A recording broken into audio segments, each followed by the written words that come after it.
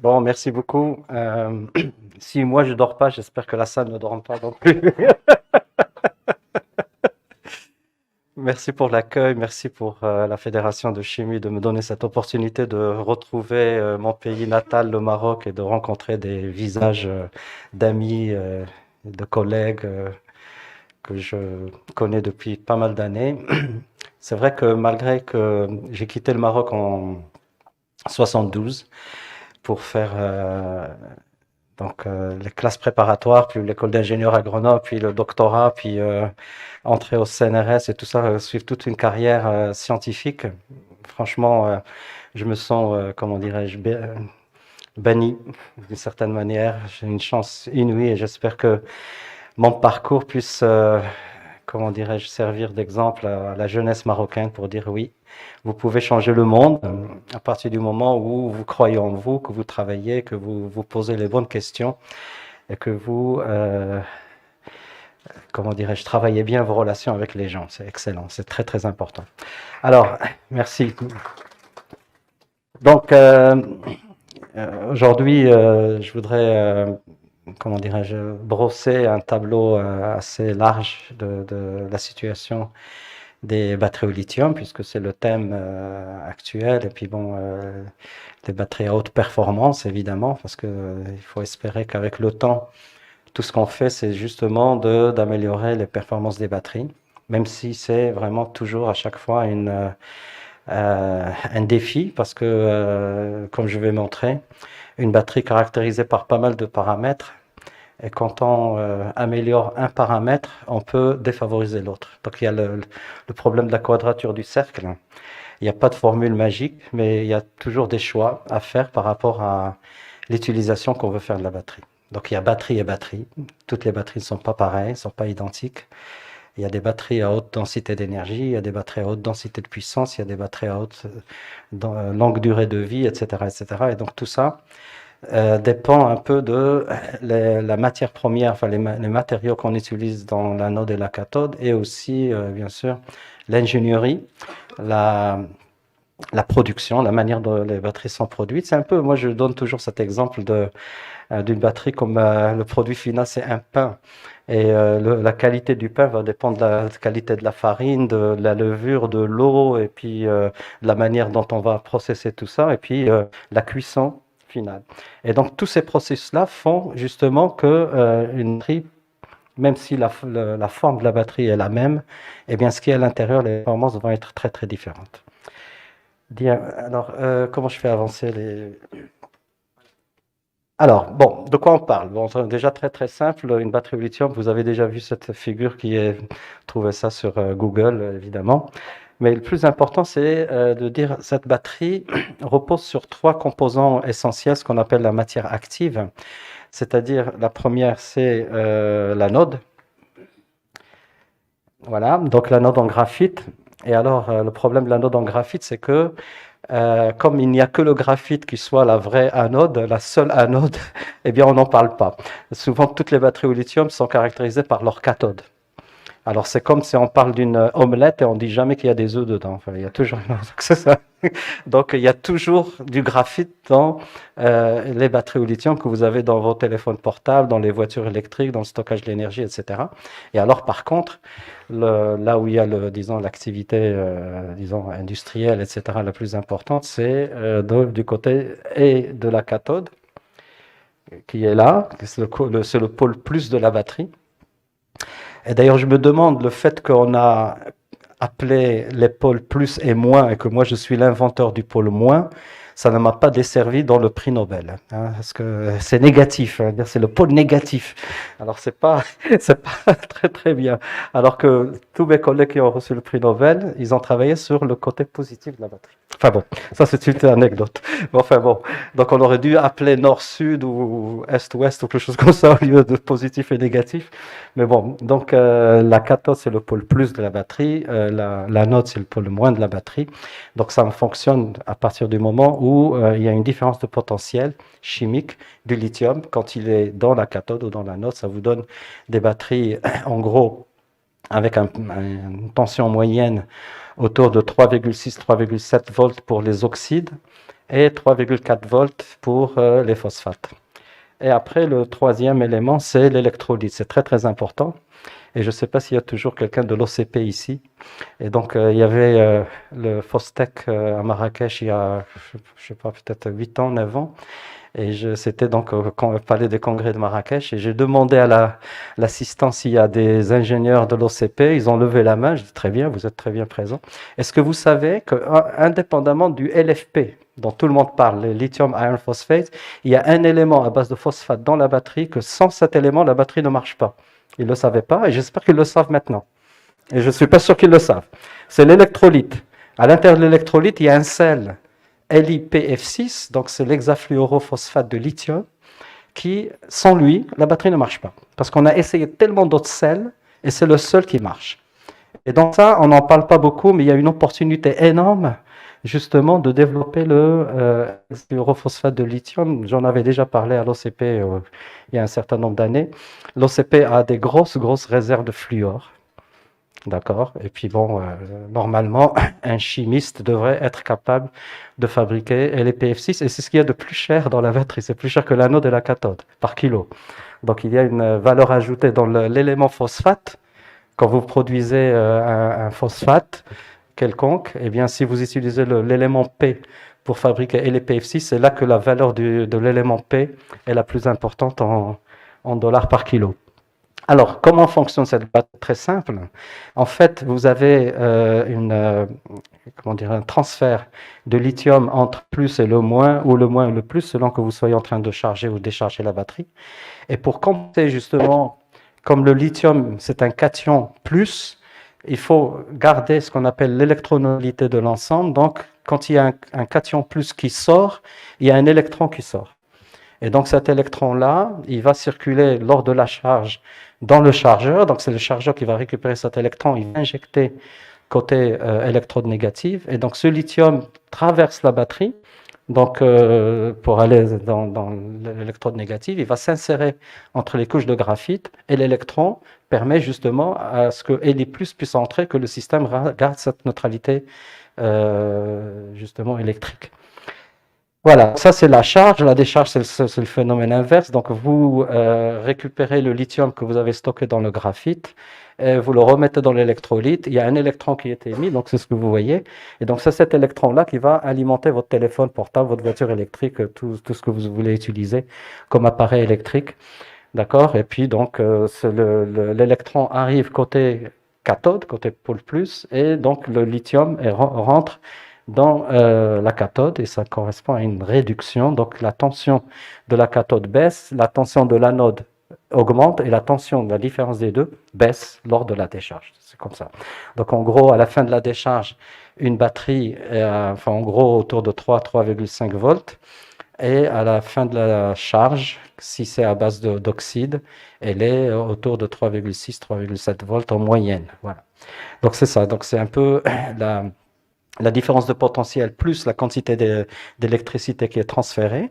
Si vous multipliez des volts par des ampères-heure, vous avez des watts-heure, c'est de l'énergie. C'est aussi simple que ça. Voilà. Et vous faites ça plusieurs fois, plusieurs milliers de fois. Et pourquoi ça marche? Parce que tout simplement, le graphite, on n'a pas trouvé mieux comme éponge à lithium réversible, c'est-à-dire que ça stocke de lithium, ça redonne du lithium dans le système sans que justement il y ait une dégradation notable du graphite. Et d'ailleurs, nous, on avait publié il y a une dizaine d'années pour montrer qu'en fait, un graphite qui a servi pendant 1000 cycles dans une batterie est encore meilleur qu'au début. Donc c'est un peu comme les bons vins qui s'améliorent avec l'âge. Et donc 10 ans après, votre graphite, il est encore meilleur en qualité. Et donc pour le recyclage, moi j'ai toujours dit, si vous arrivez à séparer ce qu'on appelle la masse, la black mass, qui est un terme que je trouve un peu, comment dirais-je, sauvage.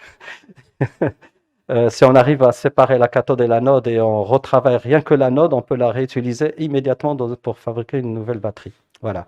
Donc le graphite s'améliore.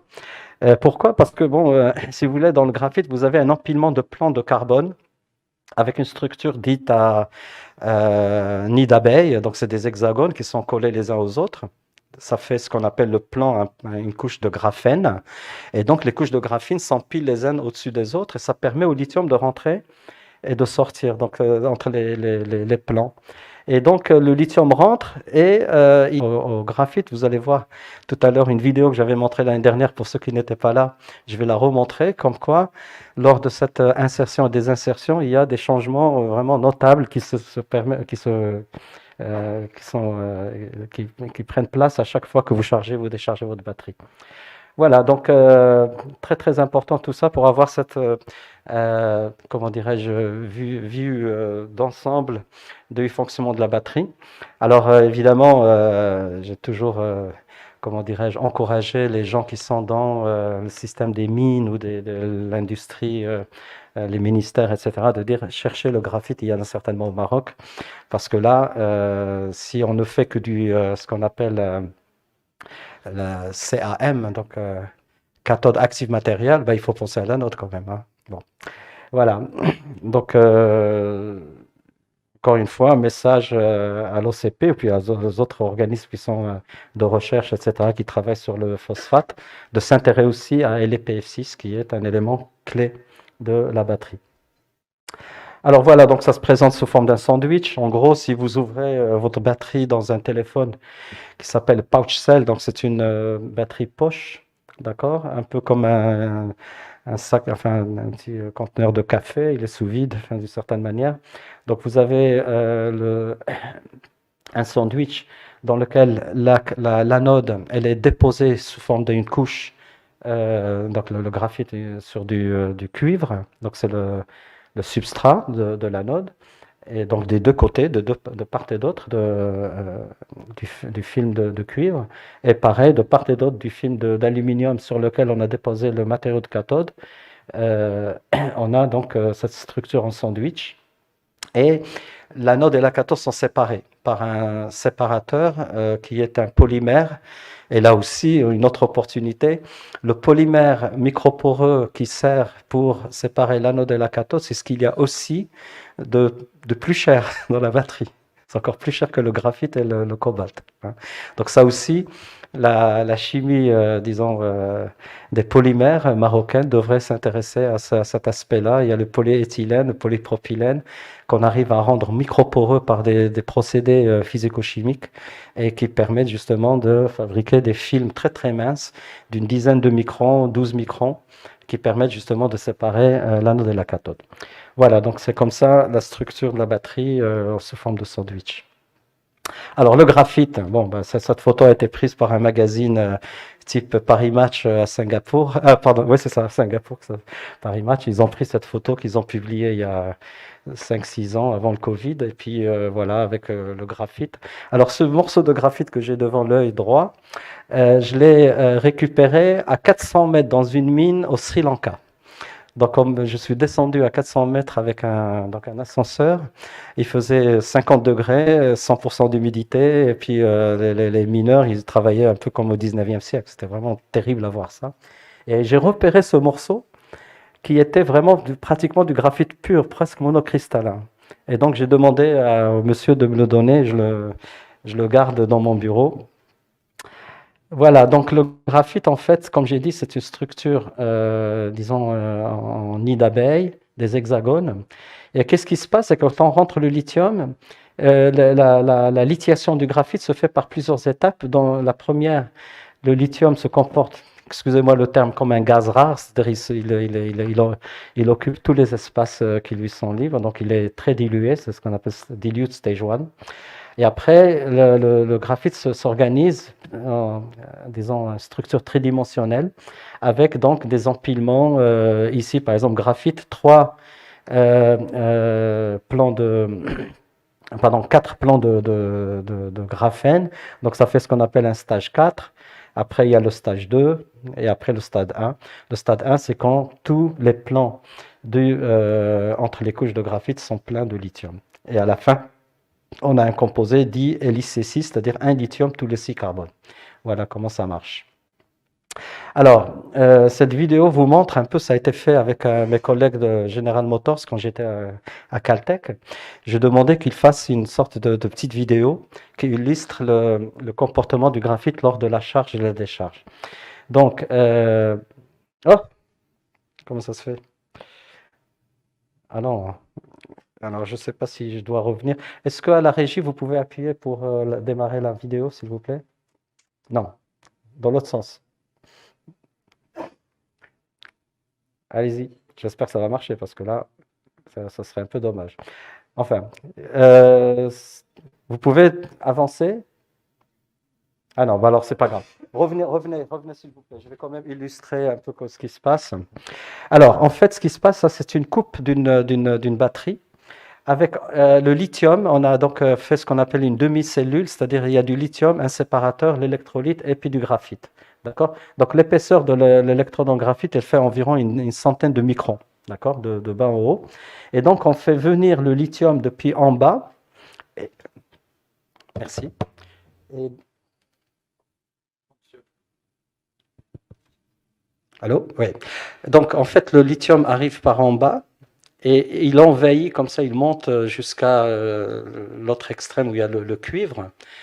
Et pendant cette opération-là, c'est dommage que ça ne marche pas, il y a des changements de couleur fantastiques. Il y a l'arc-en-ciel du graphite, puisque le LiC6, le produit final, à la fin de la lithiation, c'est un produit doré. Et donc, ça fait partie un peu de mon anecdote de ma vie scientifique. La première fois où j'ai ouvert une cellule, où j'ai vu que le graphite est devenu doré, j'ai sauté au plafond. J'ai su que, effectivement, pour la première fois dans l'histoire, on a réussi à rentrer du lithium dans le graphite dans une cellule électrochimique qui a ouvert justement la possibilité de l'utiliser comme anode dans les batteries au lithium. Et donc, cette opération-là, en fait, de lithiation et de lithiation, s'effectue plusieurs centaines, si ce n'est pas des milliers de fois, chaque fois qu'on charge une batterie. Si vous pouviez ouvrir votre téléphone, vous verriez le changement de couleur. Et à la fin de la charge, tout votre graphite est doré de couleur. Alors, les cathodes maintenant, évidemment, il y en a beaucoup, énormément, donc à base d'oxyde et de borate et de sulfate ou de phosphate, etc., de vanadate. Il y a beaucoup de cathodes. En gros, dans une cathode, ce qu'il vous faut, c'est un métal qui soit à un degré d'oxydation le plus élevé possible. Donc, il faut qu'il y ait un couple redox, le métal sous forme oxydée, sous forme réduite, et grâce à l'insertion et la désinsertion du lithium, le degré d'oxydation justement du métal change. Quand il monte, c'est quand on charge la batterie, et quand il baisse, c'est quand on la décharge. Alors, toute cette formule, c'est très joli de voir ça, les structures, disons, cristallines des matériaux de cathode qui ont été testés. Il y a, parmi toutes ces cathodes-là, il n'y en a que deux catégories, deux familles qui ont réussi à faire leur chemin. Les premières, c'est des oxydes à base de cobalt, de nickel-cobalt, et aluminium, et NMC dont on a parlé tout à l'heure. Donc nickel, manganèse, cobalt. Donc alors cette structure est relativement simple. Vous avez ce qu'on appelle des slabs, donc c'est des couches dans lesquelles le métal de transition est dans un octaèdre d'oxygène. Donc ça fait un plan qui est rigide, d'accord.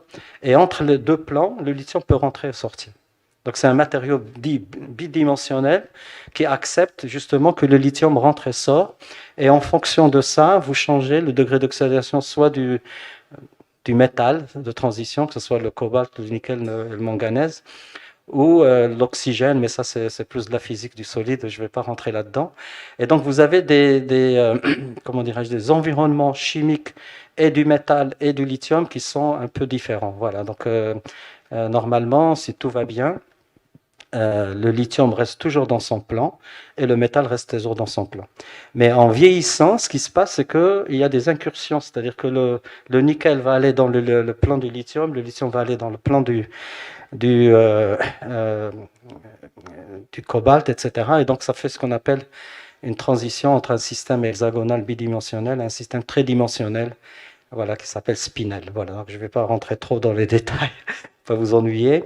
Alors, la deuxième catégorie, c'est les phosphates dont on a parlé, donc particulièrement LFP, lithium iron phosphate, d'accord, voilà, structure rhomboédrique, tridimensionnelle, avec là aussi donc des tétraèdres PO4, donc c'est les phosphates, et vous avez le fer, donc le métal de transition, qui est dans un site octaédrique, et puis les oxygènes, voilà, et le lithium.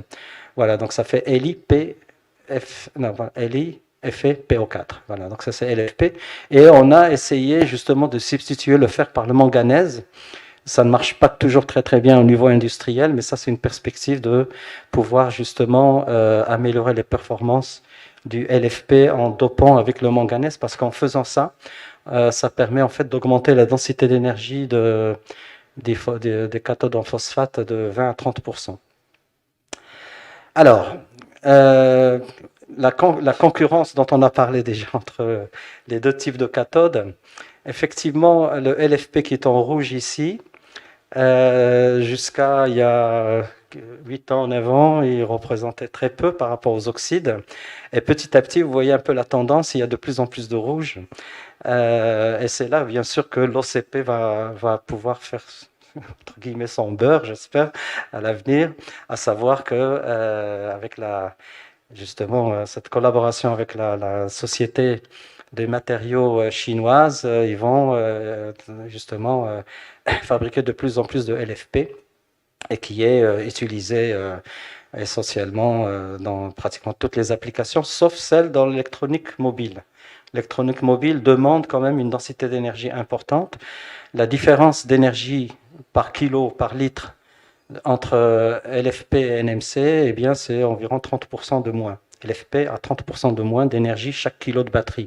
Mais il a d'autres avantages, le coût moins cher, stabilité chimique meilleure, et puis une durée de vie aussi plus importante, et puis surtout aussi une cinétique plus favorable, c'est-à-dire que une batterie LFP se charge plus rapidement en général qu'une batterie à base d'oxyde.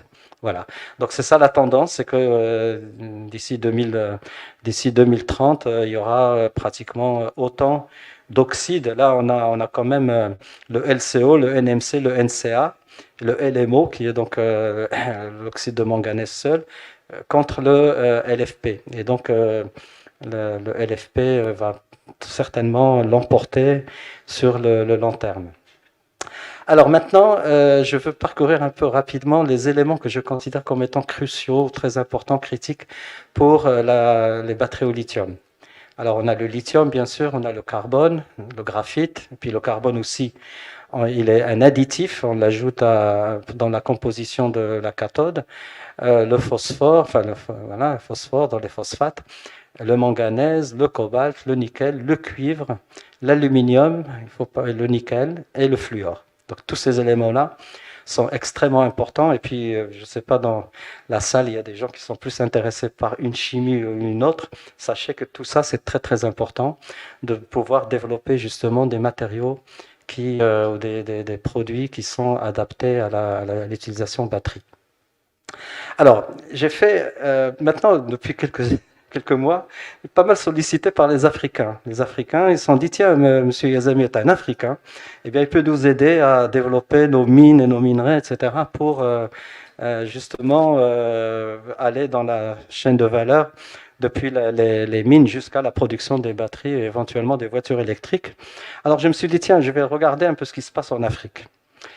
Alors, en commençant par le graphite. D'accord. Donc voici les pays où on a le graphite. J'arrive pas très bien à lire parce que c'est peut-être Mauritanie, je pense c'est la Guinée.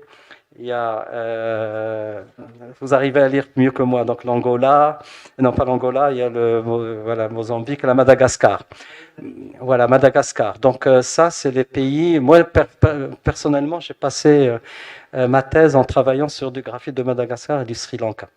Donc voilà, tous ces pays-là ont actuellement une production plus ou moins importante de graphite, mais suffisamment pour fournir le graphite pour l'industrie mondiale. Donc il y a des réserves suffisantes pour produire du graphite. Alors ça, c'est ce qu'on appelle le graphite naturel. Donc c'est les mines. Mais il y a aussi le graphite dit artificiel qui est dérivé des produits de la pétrochimie et qui constitue à peu près la moitié du marché des anodes pour les batteries au lithium. Le lithium, voilà, donc les pays qui disent avoir du lithium, dans lesquels il y a des réserves de lithium assez importantes. Et je dis ça parce que quand même, on est dans la logique que Sa Majesté a plus ou moins suscité de relations sud-sud, de dire que le Maroc peut être un hub justement pour aller vers les pays africains, frères. Et donc, que je voudrais montrer ça. Et d'une manière générale, ces pays-là disent, ils ont la volonté de valoriser leurs minerais sur place pour créer un peu de richesse et des emplois, c'est chose qui est tout à fait honorable. Le cobalt, bien sûr, il y a le Maroc, la République démocratique du Congo et Madagascar, donc ça c'est connu. Peut-être il y en aura d'autres à l'avenir. Je ne sais pas si d'autres pays que j'ai omis, mais enfin bon, ça c'est ceux qui ont vraiment une production connue, sachant que la République démocratique du Congo a pratiquement 70% des réserves mondiales de cobalt, un peu comme le Maroc pour les phosphates. Donc je pense que le Maroc et la République démocratique du Congo doivent avoir pas mal d'intérêts communs par rapport au projet de lithium-batterie. Le nickel, il n'y en a pas beaucoup, mais quand même, l'Afrique du Sud, voilà, surtout dans la partie sud de l'Afrique. Le manganèse, voilà. Le fer, il y en a en Mauritanie, en Algérie, puis en Afrique du Sud. Ça, c'est les pays vraiment qui sont producteurs majeurs, parce qu'il y en a d'autres, évidemment, que je ne cite pas ici, mais qui produisent de faibles quantités. Les phosphates, évidemment, il y a le Maroc et l'Égypte, alors qu'on vient de dire que le Maroc a les plus grosses réserves mondiales de phosphate et probablement deviendra le premier producteur de produits phosphatés dans le monde. Le cuivre, il ne faut pas oublier le cuivre. Hein. Le cuivre est très très important justement comme substrat, même si ce n'est pas un élément dit actif dans la batterie, c'est un substrat qui est utilisé dans l'anode. D'accord, il faut faire des films de cuivre qui ont beaucoup de valeur, hein, donc il faut faire des films qui font environ une quinzaine de microns, hein, donc c'est pas toujours très facile. Oui. Ah merci, c'est gentil. Merci. Après, il y a l'aluminium. Comme j'ai dit, l'aluminium, c'est le substrat de la cathode. Donc ça aussi, c'est très très important d'avoir des ressources d'aluminium. Et le fluorite. Alors j'ai mis des pointillés pour le Maroc. Je sais que l'OCP, parce qu'ils ont ce qu'il y a la fluoropatite, donc les phosphates marocains contiennent du fluor, mais il y a aussi CaF2, donc la fluorite au Maroc, qu'on exporte comme ça, on ne la traite pas. Et donc, j'aimerais bien un jour voir une chimie du fluor se développer au Maroc pour au moins fabriquer le LiPF6 dont j'ai parlé au début, mais bon, il y a du fluor un peu dans d'autres pays africains. Alors, encore une fois, le message est clair. Il y a une grosse possibilité justement de collaboration sud-sud dans le domaine des batteries au lithium pour justement sortir ce que j'appellerais peut-être une batterie africaine, marocaine et africaine. Alors, les critères pour sélectionner une batterie. Donc, on a 6 critères essentiels. Il y a la densité d'énergie qui s'exprime en watts par kilo ou watts par litre. Donc, quand vous prenez 1 kilo de batterie, combien ça stocke en watts? La densité de puissance, specific power, et ça a un rapport pour une application disons, d'une voiture électrique, l'accélération, et puis la possibilité de grimper des pentes, voilà, des pentes raides, et puis aussi la possibilité de charger rapidement. Donc c'est la densité de puissance. La sécurité, alors ça, c'est quelque chose qu'on ne peut pas négocier dans une batterie. Il ne faut pas que ça prenne feu, il ne faut pas que ça explose. Malheureusement, si vous allez sur Google et vous mettez batterie au lithium, feu, explosion, vous allez tomber sur plus d'1 million de réponses. Et ça arrive pratiquement tous les jours, malheureusement, que les batteries de mauvaise qualité ou utilisées d'une manière abusive prennent feu des fois ou même explosent. Le lifespan, c'est en fait, il y a la performance, pardon, il y a la performance, c'est-à-dire c'est ça a un rapport avec le domaine de température dans lequel la batterie peut être utilisée.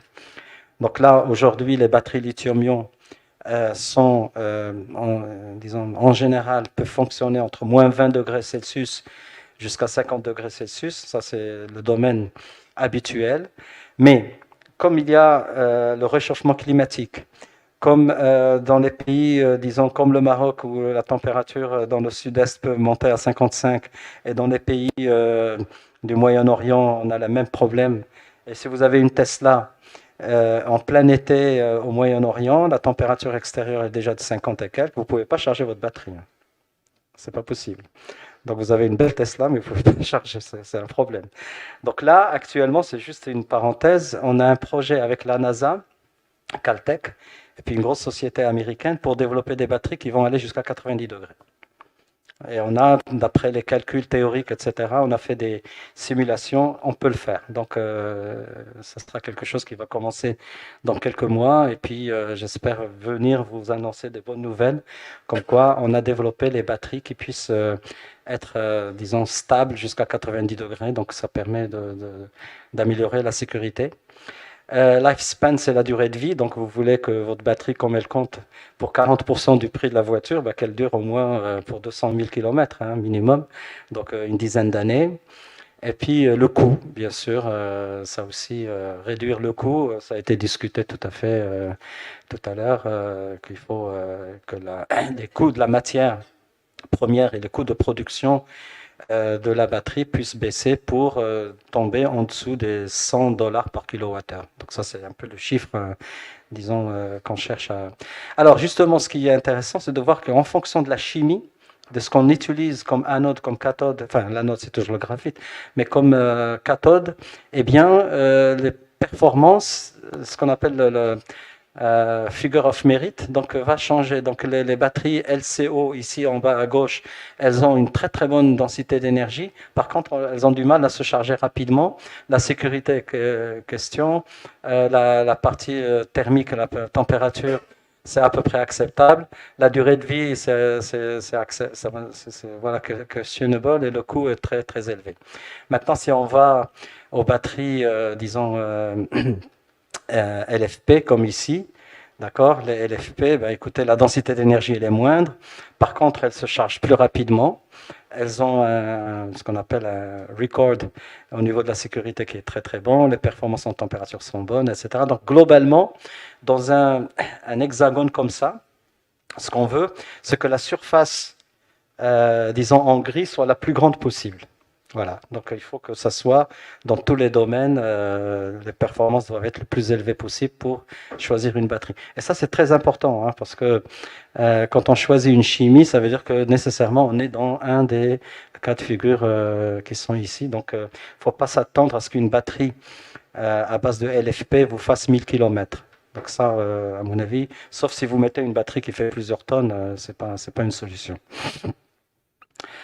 Alors, la propriété intellectuelle, rapidement. Au niveau des publications sur les batteries d'une manière générale, il y a eu presque 135 000 publications depuis le début des batteries rechargeables, donc lithium-ion au début des années 90, c'est assez important. Et quand on compare l'évolution justement en fonction du temps des publications, on voit que ça monte. Donc globalement, il y a une dérivée positive des publications sur les batteries au lithium. Donc on est arrivé l'année dernière à 12 000 publications relatives aux batteries au lithium. C'est énorme. Et parmi, justement, dans toutes ces publications, presque 80% sont chinoises. Très important. Après, si on compare NMC, enfin les oxydes au phosphate, vous voyez que par exemple en 2023, il y a eu 700 publications sur les oxydes cathodes et les phosphates, c'est un peu moins, mais vous voyez que la courbe ici, là c'était assez stable, tout d'un coup je claque depuis 2020, dans les 4 dernières années. Il y a de plus en plus d'intérêt sur le LFP parce qu'effectivement BYD a démontré que LFP peut remplacer NMC dans un certain nombre d'applications. Alors les brevets maintenant, d'après le bureau des brevets WIPO, 367 000 brevets sur les batteries au lithium. C'est énorme, c'est énorme. Donc ça n'arrête pas, tous les jours il y a une dizaine de brevets qui sont pris. Et bon, donc voilà, donc l'évolution du nombre de brevets en fonction des années. Donc c'est en augmentation constante. Et donc c'est un domaine dans lequel effectivement il y a encore beaucoup d'innovation. Et voilà, c'est pour ça que j'invite mes collègues dans les universités, dans les centres de recherche, aussi bien académiques, industriels, de s'ouvrir, ouvrir un peu leur esprit, voir un peu qu'est-ce qu'il y a de nouveau à découvrir. Il y a énormément de choses à découvrir. Ça, c'est sûr, l'histoire n'est pas finie encore des batteries. Alors, en fonction des pays, les brevets, alors les États-Unis est premier mondial avec environ 155 000 brevets, la Chine avec environ 70 000, et puis le PCT, c'est un peu tous les pays. L'Europe, elle arrive avec une 40, 45 000, etc. Donc ça baisse. Alors je ne mets pas le Maroc parce qu'on n'est pas, on serait un petit point. Malheureusement, mais là aussi, il y a matière aussi à augmenter justement la production intellectuelle au Maroc par rapport aux batteries au lithium. Alors le marché, je vais aller très rapidement parce que ça a été déjà abordé. Alors il y a plusieurs chiffres qui sont annoncés. Celui-là dit qu'en 2030, on sera pour les batteries, je pense celle-là, entre 2030. On devrait être à 273 milliards de dollars. Bon, il y a d'autres chiffres évidemment qui circulent qui sont plus importants. C'est très difficile de faire des projections, mais globalement, on voit que la pente elle est très positive, je dirais même exponentielle. Et donc, c'est sûr qu'il ne faut pas rater le coche, il ne faut pas rater l'histoire. Ça, on est en plein dedans. En fonction, dans les voitures électriques, pardon. Pareil, donc c'est le marché qui est le plus, disons, le drive-in market pour les batteries au lithium, c'est les voitures électriques. Voilà, le lithium, c'est ce qui est en rose, et vous voyez que effectivement la contribution du lithium par rapport aux autres batteries est très très importante. Le nombre de batteries. Donc on est en 2023 autour peut-être c'est ce qui a été déjà dit, peut-être 11 millions, 12 millions de voitures. Et on s'attend à ce que cette année on atteigne les 13 millions et ainsi de suite. Donc en 2030, on serait autour de 25,8 millions de voitures électriques. Voilà. Et j'espère que le Maroc interviendra pour 1 million au moins de voitures électriques produites. Parmi tout cela, ça fait donc une fraction de 8 à 10% de la production des voitures électriques mondiales. Les pays, alors bien sûr, tout est dans les producteurs de batteries. C'est surtout les drapeaux rouges des Chinois. Je pense que son Excellence, l'ambassadeur est parti, mais bon, il aurait été très fier de voir ça, ça il le sait déjà, que CATL et BYD sont les leaders, et puis il y a des Coréens, ça a été noté, les Japonais aussi, mais le reste c'est surtout des Chinois qui dominent le marché mondial depuis un certain nombre d'années. J'ai eu l'occasion il y a 2 semaines d'être en Chine et j'étais dans la capitale où tout est parti au départ, Shenzhen. C'est là où l'industrie des batteries au lithium a démarré en Chine dans les années 90-2000. Et là maintenant, évidemment, il y a une envolée. Pratiquement tous les 2 roues qui circulent à Shenzhen sont électriques, 100%. Que ce soit les vélos, les scooters, n'importe, tout est électrique. Donc c'est quand même... Alors j'ai demandé à mon étudiant chinois de traduire les noms des compagnies. Donc classement en Chine. Donc Gotion, avec lequel le Maroc, à mon avis, j'ai entendu, il y avait un accord, ils sont 5e. Et donc CATL reste le leader mondial, BYD. Donc ça c'est le nombre de gigawattheures produits par mois, donc c'est la production mensuelle. Et donc il y a effectivement au total une présence incroyable, voilà, de la Chine dans ce domaine. Et ça ne fera que continuer parce que c'est un marché énorme avec 1,4-1,5 milliard de personnes. Évidemment, il y a de quoi vendre ces batteries.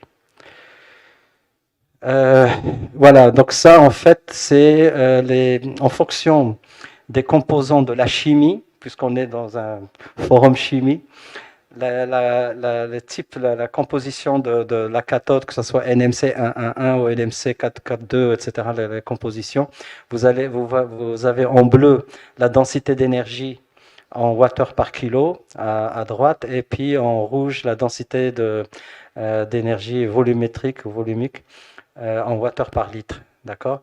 Et donc, vous voyez que cette batterie-là, au milieu, qui est à base de NMC LR Lithium Rich, NMC, c'est elle qui donne les meilleures performances quand il s'agit de la densité d'énergie. Bon, je vais passer sur ça, c'est un peu rapide. Alors, la R&D, actuellement, sur les batteries, je vais vous montrer cette photo qui a été prise à Fès, il y a il y a 1 an à peu près, avec mon ami professeur Mohamed Najib El-Hello, le président de l'université privée de Fès, et son fils qui est l'architecte qui a construit donc l'immeuble qui est derrière, qui s'appelle le CEB, Centre d'excellence sur les batteries. Et mon idée au départ, en 2019, c'est de dire on veut avoir le premier centre de recherche sur les batteries en Afrique. D'accord? Et pourquoi? Parce que, évidemment, ça pourrait servir non seulement pour former les ingénieurs, etc., pour l'industrie, mais aussi un centre de test de batteries. Parce qu'avant de mettre des batteries dans des voitures, etc., il faudrait savoir si elles correspondent aux spécifications. Donc on est toujours là, donc on commence à s'équiper petit à petit avec les moyens de bord, mais j'espère en fait que ce centre prendra forme grâce à des investisseurs, et donc je fais appel aux gens qui seraient intéressés de nous aider justement à donner forme à ce centre qui soit de classe internationale, de me contacter, de contacter le professeur Hello qui est ici pour voir ce qu'on peut faire ensemble. Alors là où nous, on a beaucoup travaillé sur la charge rapide des batteries, et donc au lieu d'utiliser ce qu'on appelle un courant constant, on a utilisé une technique dite à NLV, non-linéaire voltammétrie, c'est peut-être un mot barbare, c'est-à-dire que le courant qui est en bleu ici n'est jamais constant. Et en plus, il y a un temps ici où la batterie est à courant zéro. Donc on la laisse respirer un peu pendant quelques secondes.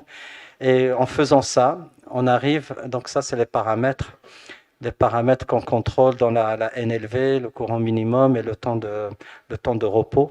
Donc en jouant sur ces paramètres-là, on arrive à charger les batteries. Là, c'est juste pour vous montrer un exemple d'un profil de charge d'une batterie. Donc ce qui est en rouge, c'est la tension en fonction du temps, et ce qui est en bleu, c'est le courant. Alors ce qui est intéressant avec la NLV, c'est que deux cycles qui se suivent, par exemple le 230 et 231, vous n'allez pas avoir le même profil de courant. Donc ça, c'est très intéressant. Mais ce qui est vrai, c'est qu'on arrive à charger les batteries très très rapidement. Là, en l'occurrence, c'est en 20 et quelques minutes. Mais on a fait encore mieux avec une batterie de Samsung, la 30T ou 30T. On arrivait à la charger en 10 minutes, alors que la fiche PDF de cette batterie dit, d'après Samsung, 120 minutes pour la charger. Donc on est 10 minutes, c'est-à-dire 12x, 12 fois plus rapide que...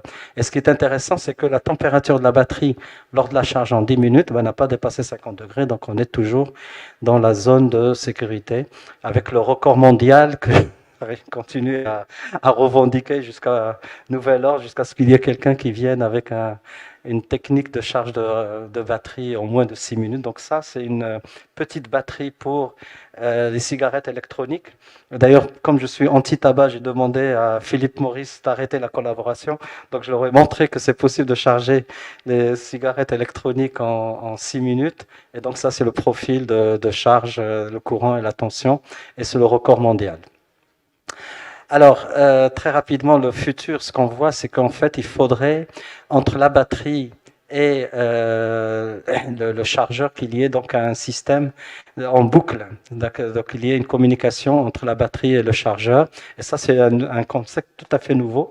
C'est-à-dire, quand vous allez dans une station d'essence, vous remplissez votre réservoir, eh bien, le réservoir de la voiture ne communique pas avec le système, donc le tuyau de remplissage. Donc, il n'y a qu'un seul sens. L'énergie va dans un seul sens. Par contre, dans une batterie, effectivement, si vous récupérez les données au fur et à mesure que vous chargez, vous pouvez effectivement optimiser les conditions de charge et en particulier réduire le temps. Voilà, donc je fais donc un peu un résumé de tout ce que j'ai dit. Les batteries au lithium dominent le monde, ça c'est sûr, il n'y a pas de problème. Pour les prochaines décades, il n'y a aucun problème. À mon avis, c'est une industrie florissante, malgré que bon, elle va passer par des moments où ça va peut-être baisser relativement. C'est la dérivée, elle est positive, mais la pente est moindre. Les applications électroniques mobiles, les voitures électriques et le stockage de l'énergie sont les plus importantes. Après, il y a bien sûr euh, l'industrie des batteries au lithium offre des opportunités énormes au Maroc, et en particulier dans le domaine des miniers, dans la chimie, dans la fabrication des cellules, de packs, et puis pour la production des voitures électriques, ça sera central. Aussi dans la transition de l'énergie, justement dans le message de Madame la ministre, elle a dit que quand même le Maroc a commencé très très tôt dans les énergies renouvelables, et donc il faudrait parallèlement à cette justement industrie développer une industrie de stockage pour justement optimiser l'énergie qu'on fabrique et faire un rendement énergétique qui soit le meilleur possible. Donc l'association production d'énergie propre et stockage, c'est la formule gagnante dans le futur. L'Afrique, bon, je pense que je vous ai convaincu que l'Afrique peut se fermer et fabriquer les batteries au lithium sans avoir besoin de qui que ce soit. C'est le contraire, en fait. C'est plutôt les Chinois, avec toute l'amitié que je peux avoir pour les Chinois et puis les Européens, qui exploitent les mines africaines dans des conditions des fois très honteuses, parce qu'il y a des enfants qui travaillent dans les mines, qui des fois ils laissent leur peau, malheureusement. Et donc, il y a des choses à faire dans ce domaine-là pour justement favoriser cette collaboration sud-sud. Le Maroc peut jouer un rôle central dans cette transmission.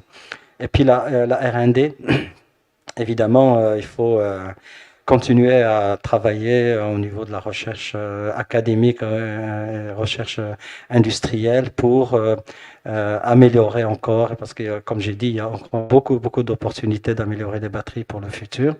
Et puis, ce qui me tient à cœur, le CEB, le Centre d'excellence sur les batteries à l'Université privée de Fès, on veut justement créer ce centre. Il est déjà là physiquement, mais on voudrait avoir plus d'équipements et puis de professeurs et puis d'événements. J'étais à Shenzhen, il y avait un prix Nobel qui était là. Je lui ai dit, je veux t'inviter au Maroc pour une conférence sur les batteries. Il m'a dit, je viens. On peut faire venir des sommités mondiales, mais il faudrait la structure. Voilà. Donc, we need public and private sector support. Merci beaucoup.